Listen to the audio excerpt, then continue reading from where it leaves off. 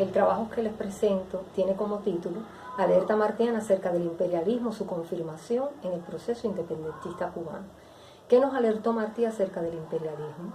¿Cuál ha sido y sigue siendo el interés del imperialismo norteamericano hacia Cuba? ¿Han sido confirmadas las ideas de Martí acerca de la incidencia del imperialismo norteamericano en el proceso independentista cubano? ¿Cómo se manifiesta actualmente la política del imperialismo norteamericano para destruir la revolución cubana? Dar respuesta a estas interrogantes es uno de los objetivos de este trabajo, ya que nos ayudará a comprender con mejor claridad cómo José Martí desde muy temprano nos alertó de los verdaderos intereses que tenía el imperialismo norteamericano en América Latina y muy en especial hacia Cuba. El mundo en la contemporaneidad está al borde de su destrucción por la política guerrerista que lleva a cabo el imperialismo. Es por ello que recurrir al pensamiento de José Martí acerca del imperialismo constituye un arma ideológica para defender el proyecto socialista que construimos y preservar nuestra independencia. Es de gran importancia para las nuevas generaciones el estudio minucioso de la visión martiana del imperialismo durante el proceso independentista cubano, ya que ellas son las encargadas de continuar la obra de la revolución. José Martí estudió con profundidad el imperialismo. A través de toda su obra se revelan las potencialidades de su pensamiento. La visión martiana acerca del imperialismo y su presencia durante el proceso independentista en Cuba estuvo centrada en su rechazo a la política expansionista e injerencista estadounidense y su lucha constante por una Cuba libre e independiente. Martí veía al imperialismo como una amenaza para la independencia, autonomía e identidad de los pueblos latinoamericanos. En muchos de sus discursos abogaba porque la clave fundamental para resistir la política expansionista y proteger su cultura y valores era la unidad. Consideraba que la independencia de Cuba no solo era contra el dominio colonial español, sino también evitar la influencia imperialista en la isla. Estudió con profundidad los hechos ocurridos en la década del 80 y 90 del siglo XIX, momento en que el capitalismo transitaba por una nueva fase, la imperialista, y comprender el carácter expansionista que predominaba en los círculos gobernantes. Penetró en la esencia de los nuevos elementos económicos característicos del imperialismo, como son los monopolios y su origen, la oligarquía financiera y su papel y la exportación de capitales. Desentrañó las causas del surgimiento de los monopolios, el proceso de concentración y centralización de la producción y el capital. Previó cómo la libre competencia se iba transformando en monopolización de la economía y la impotencia de los pequeños y medianos capitales para enfrentar su situación. Advirtió los peligros que ocasionaría el poder económico que iba adquiriendo dicho tirano industrial, capaz de ejercer su dominio mediante el establecimiento de los precios de monopolio, los altos precios a sus mercancías y los bajos precios a las mercancías que compraban. Al definir al monopolio lo consideraba como una empresa gigante, con un poder enorme que le permitía controlar el mercado, un elemento perturbador que incrementará la pobreza y la miseria de los trabajadores.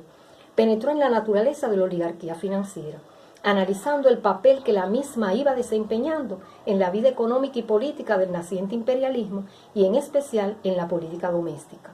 Fue capaz de darse cuenta y analizar las apetencias que tenía la naciente oligarquía financiera de apoderarse de territorios, mercados y del poder corrupto de la misma, la descomposición social que ella encierra en el desarrollo de su actividad política.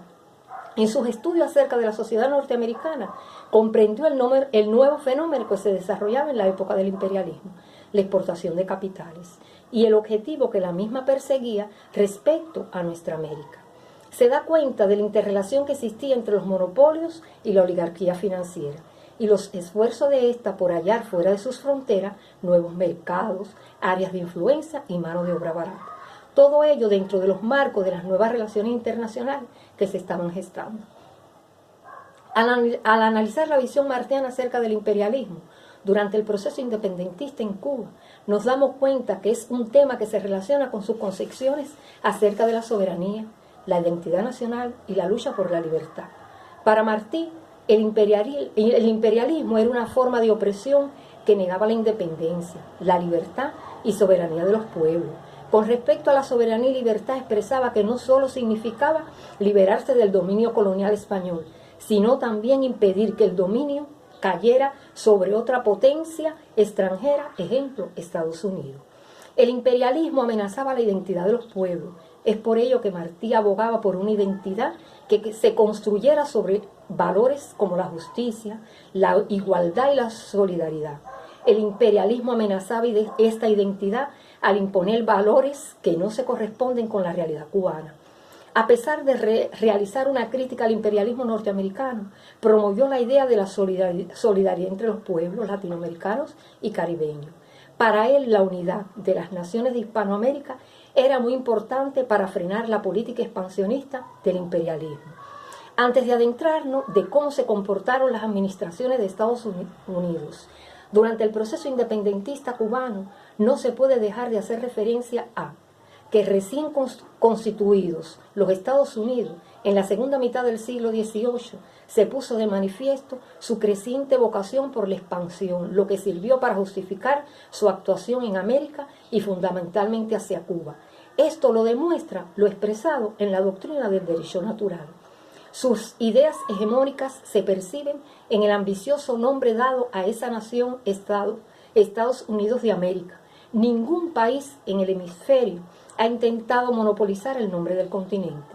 En 1805, el presidente Thomas Jefferson emitió las primeras declaraciones con carácter oficial de su interés hacia la isla, en una nota al ministro de Inglaterra en Washington. En caso de guerra entre Inglaterra y España, los Estados Unidos se apoderarían de Cuba por necesidades estratégicas para la defensa de la Luisiana y Florida. En tal circunstancia, hacia 1823, surgió la conocida política de la fruta madura. Recordemos además la esencia de la doctrina Monroe, América para los americanos. Las administraciones norteamericanas que gobernaron durante el periodo de la Guerra del 68 no mostraron en ningún momento el interés por ayudar a las tropas mambisas. Obstaculizaron la labor de propaganda, la recogida de fondos, compras de armamento y envío de expediciones. Sin embargo, daban facilidades a España para combatir a los cubanos.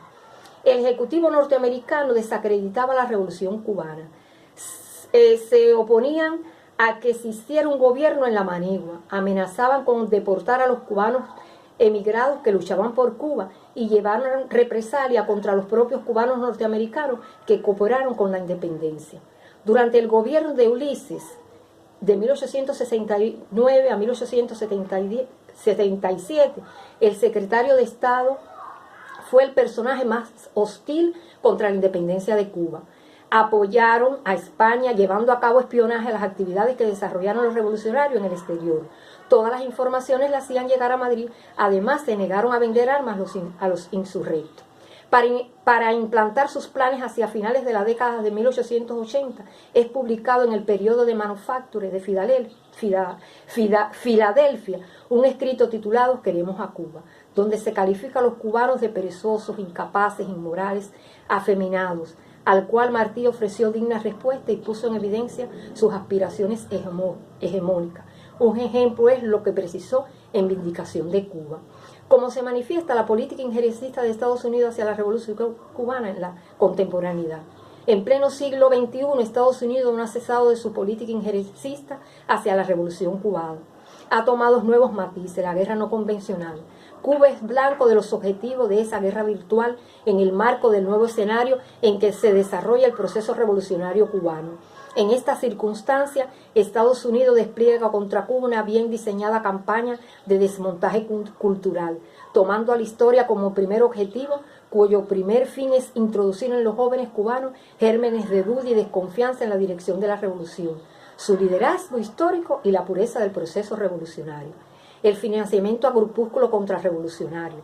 A pesar de la campaña difamatoria que lleva a cabo el gobierno norteamericano contra la revolución cubana en las redes sociales, el pueblo de Cuba se mantiene firme en su lucha por mantener la soberanía e independencia, siempre teniendo presente el pensamiento de Martí como guía en la lucha contra el imperialismo. Muchas gracias.